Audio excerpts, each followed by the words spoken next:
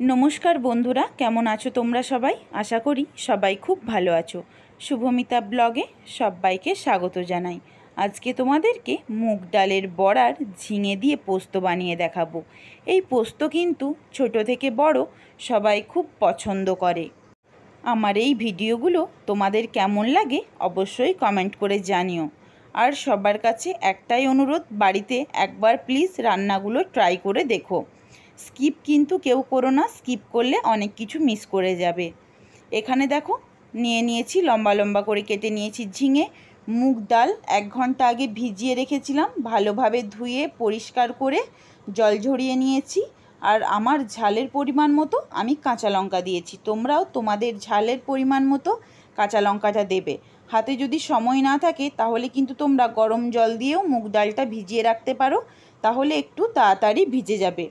एरपर एक smooth paste तैरी करे निएछि, खूब भालोभाबे किन्तु पेस्ट हयेछे। एरपर दिए दिलाम लबण और दिए दिलाम कालो जिरे और दिए देब अल्प चीनी। मुग डाल तो मुग डालेर साथे किन्तु एकटु चीनी भालो लागे। एरपर खूब भालोभाबे फेटिए निते हबे। যত বেশি ফেটাবে তত কিন্তু বড়াগুলো সফট হবে। দেখো খুব ভালোভাবে কিন্তু আমি ফেটিয়ে নিচ্ছি। এইভাবেই ফেটিয়ে নেবে তোমরাও।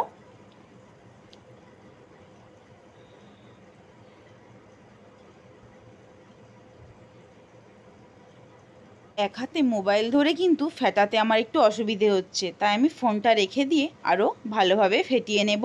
তারপর ফিরে আসছি।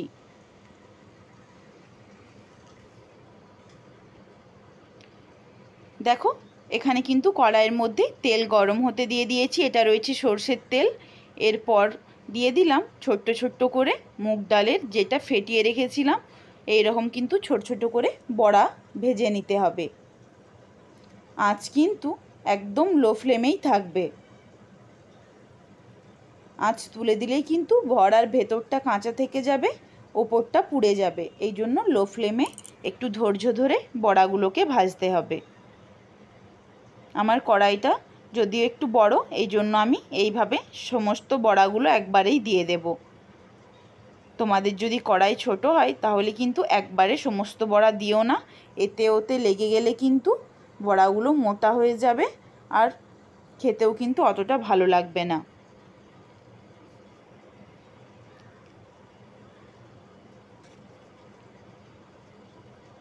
দেখো সুন্দরভাবে এক পিঠ হয়ে গেছে। এক পিঠ একদম কম আঁচে আমি ভেজে নিয়েছি। খুব ভালোভাবে কিন্তু ভাজাটা হয়েছে। এরপর আরেক পিঠ এইভাবে একটা একটা করে ধরে উল্টে দিতে হবে, যাতে ওর সাথে লেগে না যায়।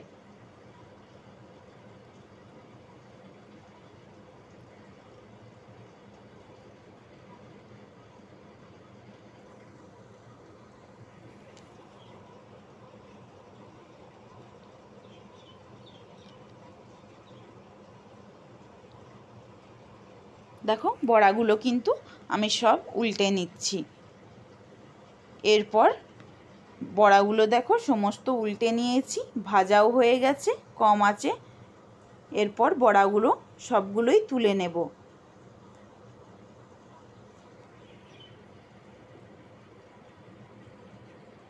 এই তেলের মধ্যেই কিন্তু রান্নাটা হয়ে যাবে, আর তেল দেওয়ার কোনো প্রয়োজন নেই।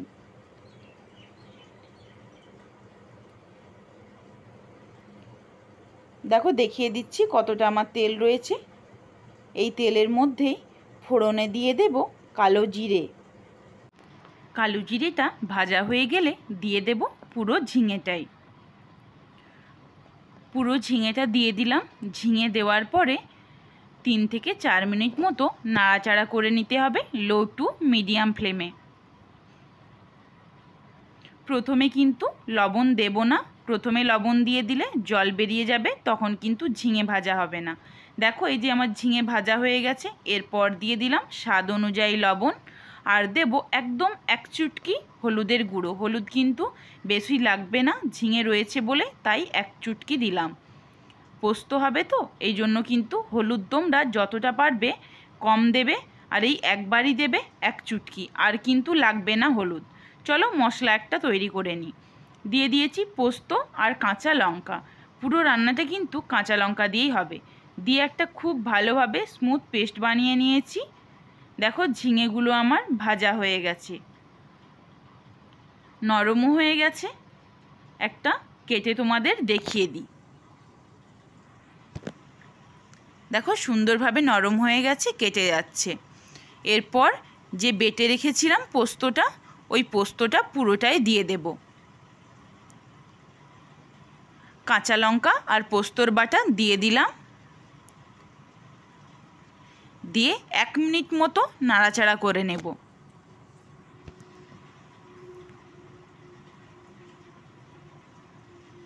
এক মিনিট নাড়াচাড়া করে নিয়েছি।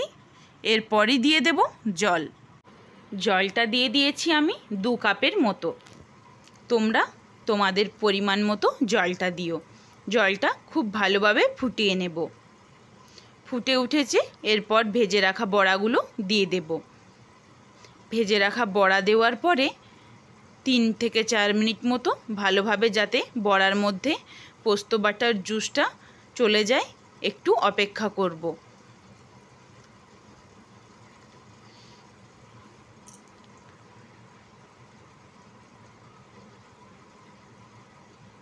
দেখো খুব ভালোভাবে কিন্তু ফুটে উঠেছে, হয়ে গেছে বড়ার মধ্যে কিন্তু জলটা চলে গেছে। এরপর স্বাদ অনুযায়ী আমি অল্প লবণ দিয়ে দিলাম অল্প চিনি। চিনিটা কিন্তু খুব কমই দেবে। আর দিয়ে দিয়েছি অল্প একটুখানি সর্ষের তেল। দিয়ে নাড়াচাড়া করে নেব।